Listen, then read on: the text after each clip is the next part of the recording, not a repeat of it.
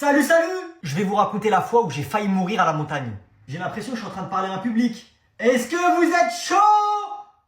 Mon histoire, c'était en automne dernier avec un pote qu'on va appeler Julien. Il s'appelle vraiment Julien.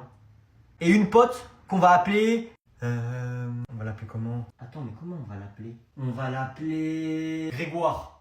On va l'appeler Grégoire, vie de ma mère. J'ai pas d'inspi. La fille, elle s'appelle Grégoire. On est dans notre petit appartement. Qu'on mange? On mange des raclettes, on mange des fondus. Et un matin, il y a Grégoire, oubliez pas que c'est une fille, qui propose de faire des randonnées. On est tous partants, tu vois, une petite marche de santé. Pourquoi pas? On se prépare, petit sac à dos, un petit sandwich chacun, une bouteille d'eau chacun. On prend la voiture et on y va. On arrive là-bas, c'est trop beau. On est au milieu des montagnes, la forêt, les lacs, les rivières, les ruisseaux, etc. On faisait une randonnée qui s'appelle le bout du monde, à Sixte Fer à cheval. C'est censé être une petite randonnée, 2-3 heures. On marche, c'est plat, tranquille, tranquille. Là, ça fait 1 heure qu'on marche. Je vois un panneau, bout du monde, tout droit. Et là, on voit un panneau, à gauche, c'est marqué lac, lac de la Vosgéale. Je vois, c'est 3 heures. Ah, on vient de marcher 1 heure.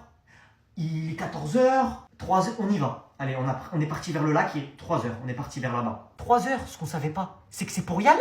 Mais une fois que t'es là-bas, faut revenir. Nous, on monte.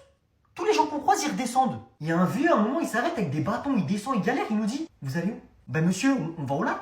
Quel lac, quel lac? Il est 17h, tu vas à quel lac? Il va faire nuit là. Non, nous on n'écoute pas les gens, on monte. Alors que tout le monde nous disait: descends, descends, il est tard, il va faire nuit, descends, vous êtes complètement malade de monter, c'est plus l'heure, c'est plus l'heure. On bat les couilles. On bat les couilles. J'ai envie de voir le lac, je vais voir le lac. Et après on verra. On arrive au lac, le lac il est beau. Bon, je vous raconte pas comment on a galéré pour aller là-haut. Parce que la randonnée c'était une randonnée expert. Fallait grimper des cordes, des échelles, de l'escalade. J'avais même pas de baudrier. Je tombais, je regardais en bas, il y avait un trou. C'est pas ça le sujet. Là on est là-haut, on est content. Ah, c'est le coucher du soleil. Il est 17h, c'est l'automne, il commence à faire nuit vers 18h. Ah, on se dit, faut redescendre. On redescend et c'est pas, je vois quoi, des chèvres de montagne. Donc on s'assoit, on commence à les filmer. On n'aurait jamais dû faire ça. Jamais. Tu me dis un loup, un ours, ok, une chèvre. Au bout de 30 minutes, à les filmer, les regarder, on se relève et on y va. Mais ça y est, c'est trop tard, c'est le coucher du soleil, il commence à faire nuit. Donc on essaye de mettre un coup de 2, de descendre super vite et tout.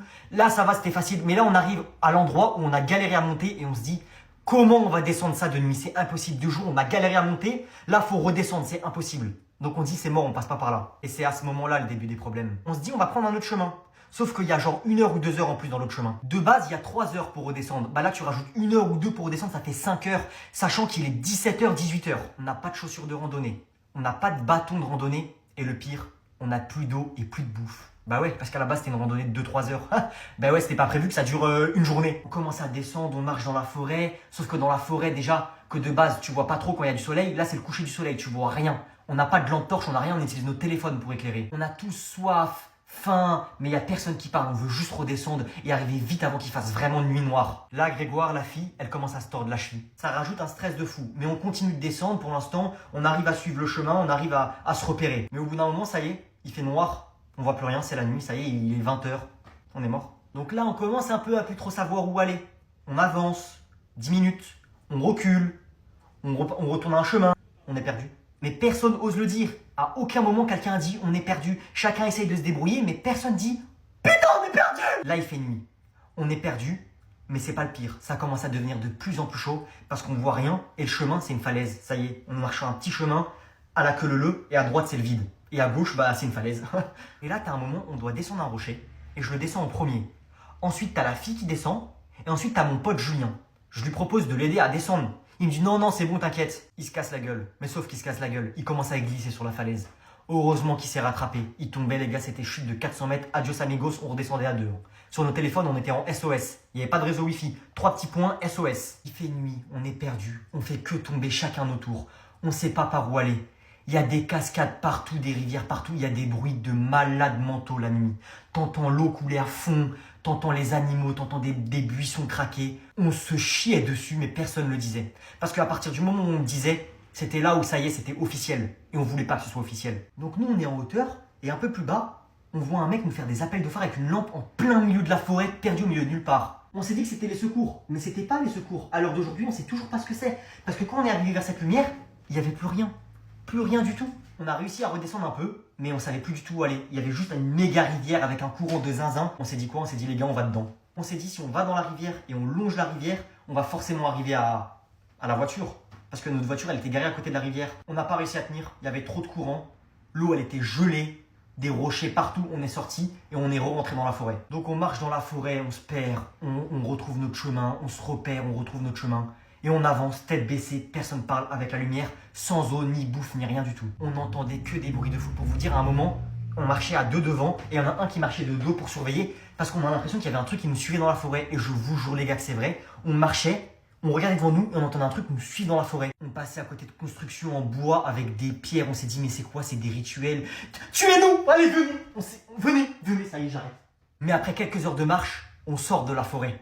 On reconnaît là où on est. Une route en goudron. Le retour à la civilisation. Et surtout le retour du Wi-Fi. Grégoire, elle met le GPS pour retourner à la voiture. Il reste 3 minutes. On vient de marcher toute la journée. On voit 3 minutes. On est refait. C'était le GPS voiture. 3 minutes, c'était en voiture, c'était pas à pied. On marche pendant 3 minutes, la vie de ma mère, on dézoome sur la carte, on voit, on n'avance pas. On dézoome, on voit où est-ce qu'on a garé la voiture. On se dit, mais c'est pas 3 minutes ça. 3 minutes en voiture, ça devait être honnêtement 30 minutes à pied. Parce que c'était une longue ligne droite, c'était 30 minutes à pied. On n'avait plus de force dans nos jambes, plus rien, ça a pris 30 minutes. On est arrivé à la voiture à 23h et quelques. Quand on était descendu de la voiture, il était 11h. On a pris 12 heures. Mais vous voulez savoir c'est quoi le pire? Avec ces mêmes potes, dans une semaine, on retourne à la montagne faire des randonnées. 1, 2, 3, viva le Brésil! Tu racontes quoi toi en fait, le Brésil il est disqualifié? Qu'est-ce que tu me racontes toi, ils sont en 7ème de finale? Wesh, ça existe même pas les 7ème de finale et on en est au demi en fait. C'est qui alors dans les deux finales? Bah c'est la France, le Maroc, la Croatie et l'Argentine. Attends mais là c'est la France ici. Wesh t'as du mal, oui on est en France, tu savais pas? Oh, bleu, blanc, France, comme par hasard j'ai mis le maillot de la France ce matin. Oh, c'est miraculeux, la France elle va gagner c'est sûr. Wesh, rêve pas trop s'il te plaît, les rêves c'est la nuit, c'est le Maroc qui va gagner. Ah t'es pour le Maroc toi Yanis?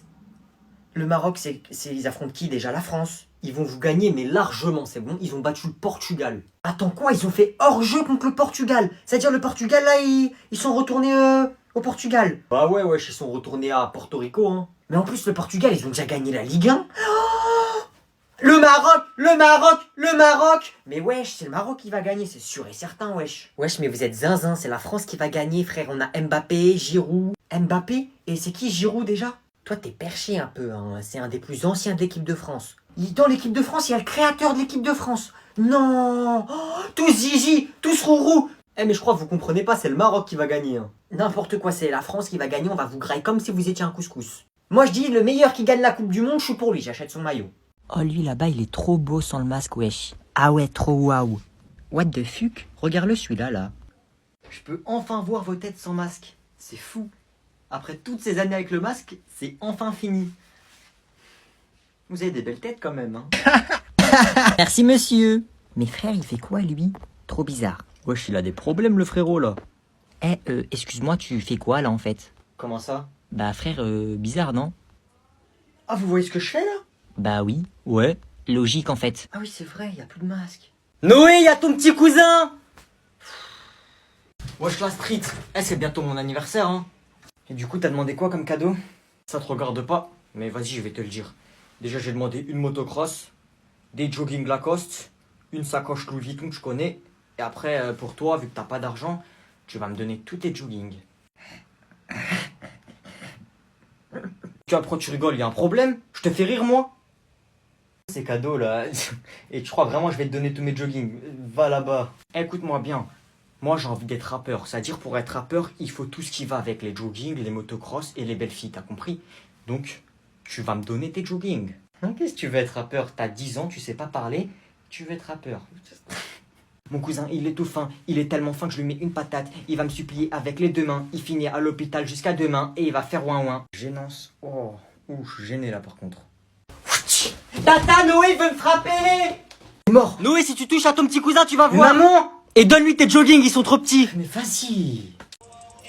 C'est nul, enlève, j'aime pas cette musique. Tu veux quoi toi? Enlève cette musique, j'aime pas, c'est nul. T'es un fou toi, je suis dans ma chambre, je mets ce que je veux. C'est un fou, lui, vas-y sors au pire si t'es pas content. C'est un fou lui. Je t'ai dit change de musique. Eh je vais te défoncer. De musique, change de musique, change de musique, change de musique, change de musique. Tiens. Aïe tata. C'est bon, chut, pardon. J'enlève. Mets ce que tu veux, mets toutes les musiques que tu veux. Et bah voilà, c'était pas compliqué. Alors, ça.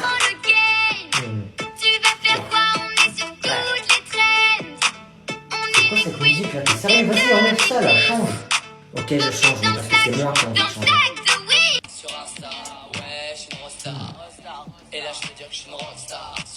C'est quoi ces musiques pourries là? T'écoutes des musiques d'enfants de 5 ans, t'as quel âge?